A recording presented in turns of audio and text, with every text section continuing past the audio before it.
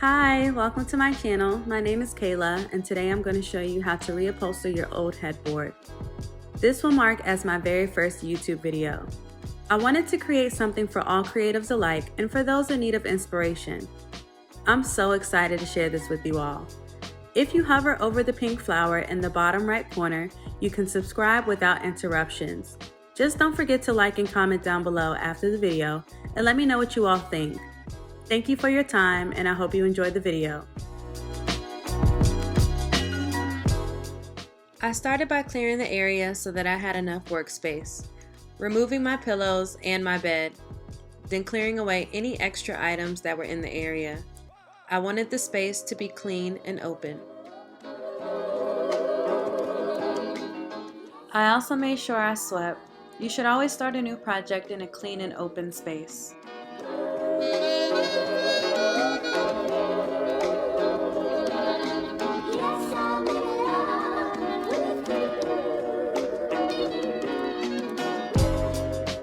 So to start, you'll need to remove the original nail heads from the headboard. You'll need to use a nail head remover for this part or a butter knife if you don't have one. It may be a little bit harder without the proper tool, but by any means necessary, right?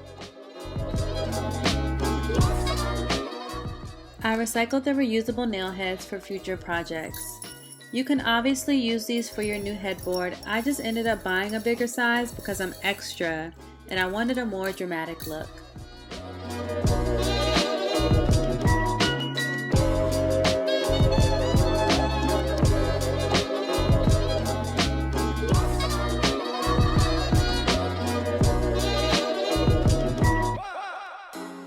I finally finished removing the nails and I was ready to start on the back of the headboard.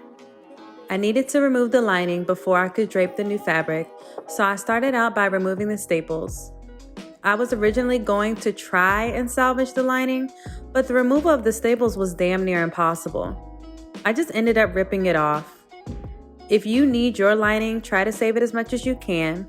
My headboard was going up against the banister, so I wasn't too concerned about putting the lining back on. Just make sure your headboard meets your specific needs for your home. I went ahead and removed the legs of the headboard so that I can access the lining better. This also helped prep the area for the next steps for when we drape and staple down the fabric.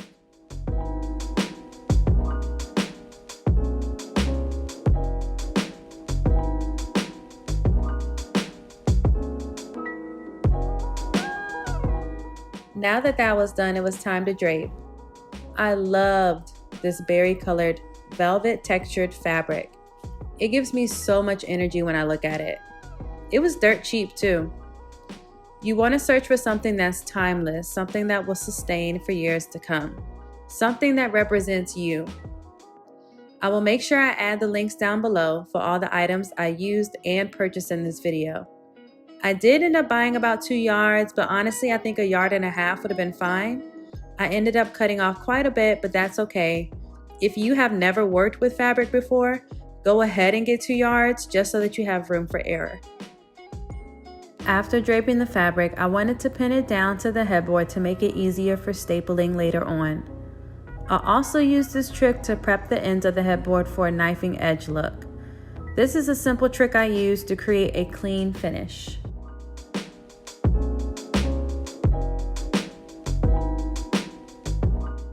For a knifing edge, you simply just pin and tuck your fabric, using the edge as your guide. It's fairly simple and so clean once it's finished.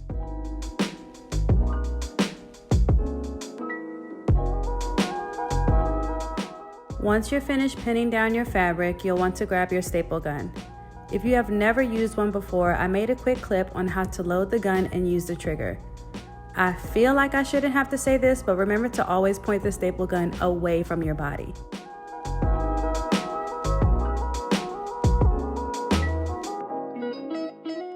To start, you'll want to staple down the sides.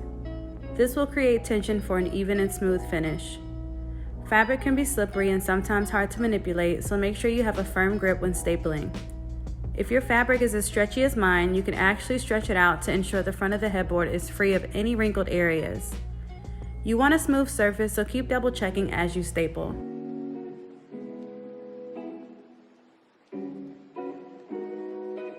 So here is where I create the knifing edge.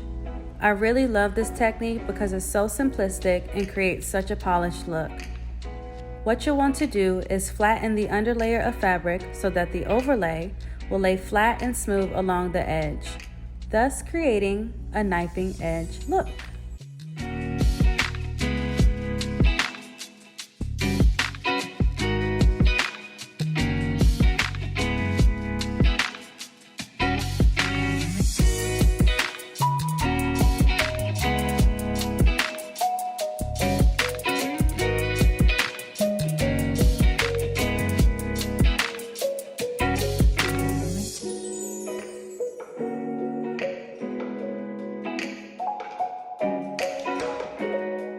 I went ahead and finished stapling down the fabric, then cut what was left over. I used my fabric shears, but if you have craft scissors, that will work too. I also went back and stapled a few more spots just to make sure it was secure before moving on.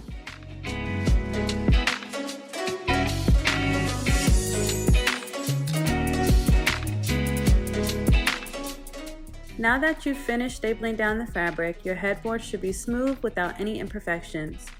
You want to make sure there's no ripples or bunched up fabric before moving on. I went ahead and put the legs back on for the next part of the project. I needed to be able to stand up the headboard to have a better visual of the nail head placement. I'm a little bit OCD, so I needed to make sure that the nails were straight and not crooked.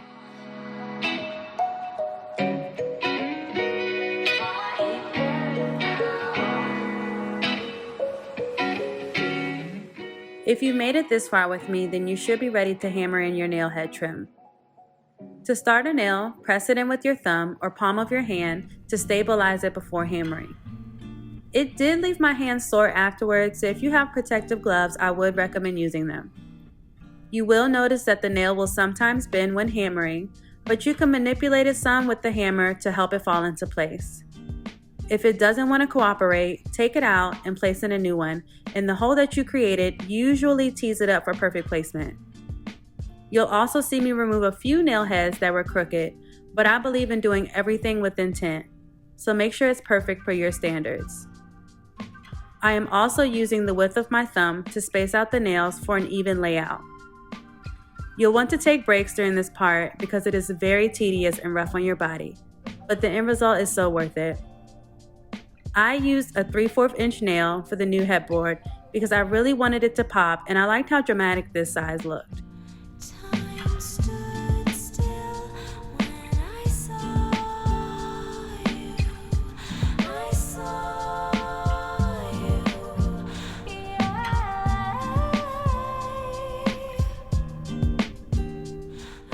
It was all coming together as I finished up the last nail head.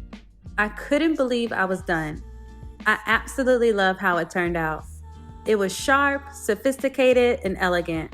It was everything. It was my art, and I am so proud of what I created. Believe it or not, this was my first time reupholstering a headboard. It was tough at some stages, but all worth it in the end.